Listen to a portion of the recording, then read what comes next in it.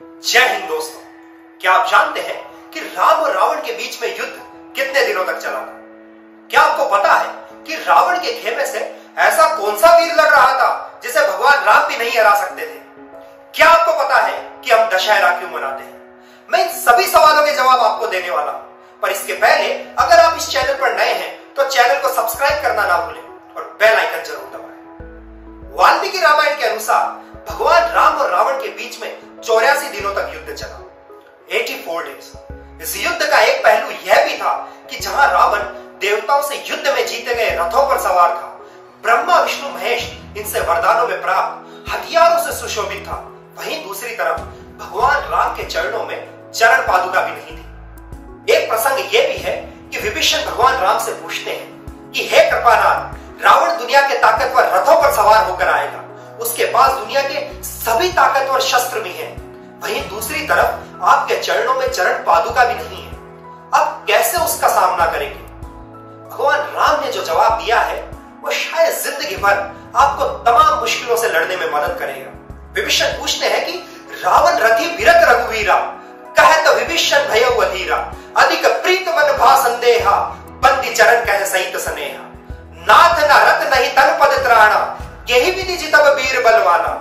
हे नाथ, न तो रथ है और न ही पद त्राण है, कैसे जीतेंगे उस वीर बलवान से? तो भगवान राम कहते हैं कि सुनहु सखा कह कृपा निधाना, जो रथ जैसो सयंदन आना, सोरज धीरज तेहि रथ चाका। शौर्य और धैर्य उस रथ के चक्के हैं, सत्यशील ध्वजा पताका, सत्य और शील उसकी पताका है।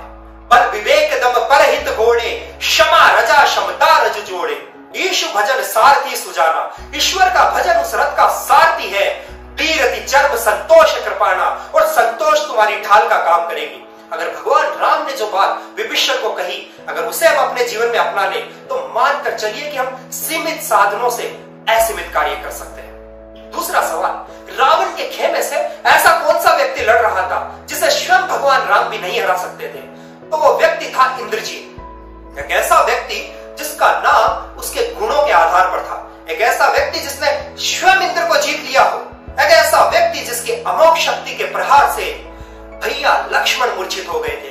यानी यूं समझकर चलिए कि भगवान राम की आत्मा मूर्छा में थी। उसके बाद लंका से सुषेण वैद्य को लाया गया।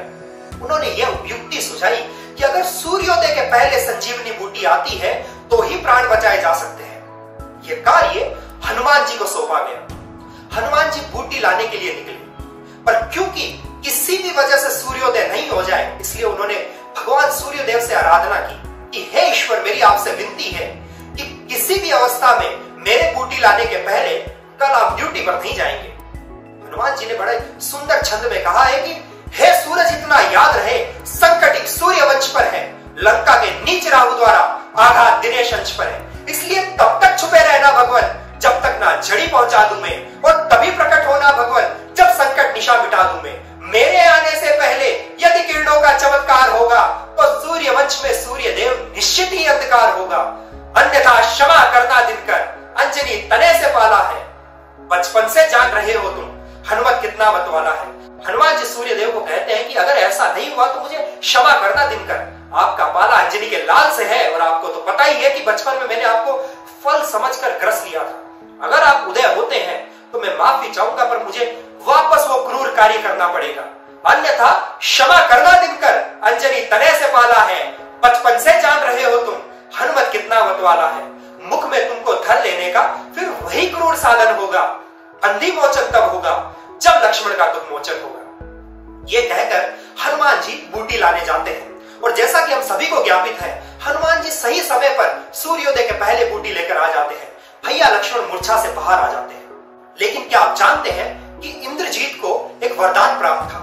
उसके तहत उसे सिर्फ वो व्यक्ति मार सकता था जिसने 14 सालों तक अपनी स्त्री का मुख ना देखा हो, जिसने 14 सालों तक कभी निद्रा ना ली हो, और जिसने 14 सालों तक कभी भोजन ग्रहण नहीं किया हो। इन तीनों ही शर्तों पर सिर्फ और सिर्फ भैया लक्ष्मण खरे उतरते थे, और इसके बाद भैया लक्ष्मण इंद्रजीत का वध करते हैं और युद्ध की भूमिकाएं आगे बढ़ती है। और तीसरा सवाल अब ये कि हम दशहरा क्यों मनाते हैं? राम और रावण के युद्ध में एक दिन ऐसा भी आया जिस दिन रावण अपनी पूरी क्षमता के साथ लड़ा, उसने पूरी वानर सेना को तहस नहस कर दिया। उस दिन राम और लक्ष्मण भी रावण के सामने नहीं टिक पाए। सभी निराशा के साथ अपने खेमे में वापस लौटे। जब शाम को सभा बैठी तो भगवान राम चिंता के स्वर में थे। उन्हें चिंतित देखकर जामवंत जी ने उन्हें पूछा कि हे प्रभु, अगर आप चिंतित हो गए तो पूरे हिस्से में कमजोरी छा जाएगी, हर कोई निराश हो जाएगा। क्या मैं जान सकता हूं आपकी चिंता का कारण क्या है? युद्ध में हार जीत तो चलती रहती है, उसमें इतना निराश होने की क्या जरूरत है? भगवान राम ने कहा कि जामवंत जी, मैं चिंतित या निराश इसलिए नहीं हूं क्योंकि आज हमें पराजय मिली। मेरी चिंता का कारण यह है कि मैं रावण को तो हरा सकता हूं, पर आज मैंने देखा कि रावण के साथ शक्ति लड़ रही थी, मैं उस शक्ति को नहीं हरा सकता। तो जामवंत जी ने कहा, अगर ऐसी ही बात है तो क्यों ना आप शक्ति की आराधना करें और अगले कुछ दिनों तक युद्ध हम संभालेंगे। उसके तहत यह तय किया गया कि भगवान राम शक्ति की आराधना करेंगे। सरोवर से 108 कमल मंगाए गए। भगवान राम हर रोज 12 कमल अपनी भ्रकुटी में चढ़ाकर शक्ति को अर्पण करते थे। जब 8 दिन बीत गए और 9वें दिन भगवान राम अपने 11 कमल चढ़ा चुके थे, यानी कुल 107 कमल अपनी भ्रकुटी में चढ़ाकर शक्ति को अर्पण कर चुके थे। तब शक्ति ने सोचा कि क्यों ना इसकी परीक्षा ली जाए, तो उन्होंने एक नील कमल चुरा लिया। भगवान राम ने जब आखिरी कमल चढ़ाने के लिए अपना हाथ टटोला तो उन्हें देखा कि वो कमल वहां नहीं है। भगवान राम चिंता से टूट गए। उन्हें लगा कि शायद उनकी आराधना विफल हो जाएगी, पर तभी उन्हें याद आया कि बचपन में उन्हें मां राजीव नयन बुलाती थी, यानी कमल जैसी आंखों वाला है मेरा राम। उन्हें लगा कि अभी तो 2 कमल उनके पास और शेष है। उन्होंने तर्कस से अपना तुणीर निकाला और सोचा कि अभी एक कमल वो शक्ति को अर्पण कर देंगे। जैसे ही उन्होंने वो तुणीर अपनी आंख के पास लिया कि शक्ति ने उनका हाथ पकड़ लिया और कहा कि तुम्हारी जय हो पुरुषोत्तम नवीन। ऐसा कर उन्होंने भगवान राम को आशीर्वाद दिया। अगले दिन 10वें दिन भगवान राम ने रावण का वध किया और उसी दिवस को हम विजयदशमी के रूप में, दशहरे के रूप में मनाते हैं। दोस्तों, मैं आशा करता हूं कि आपको ये तीनों ही जानकारियां पसंद आई होगी। अगर आपको वीडियो पसंद आया है तो वीडियो को लाइक करना ना भूलें और हाँ, चैनल को सब्सक्राइब जरूर करें।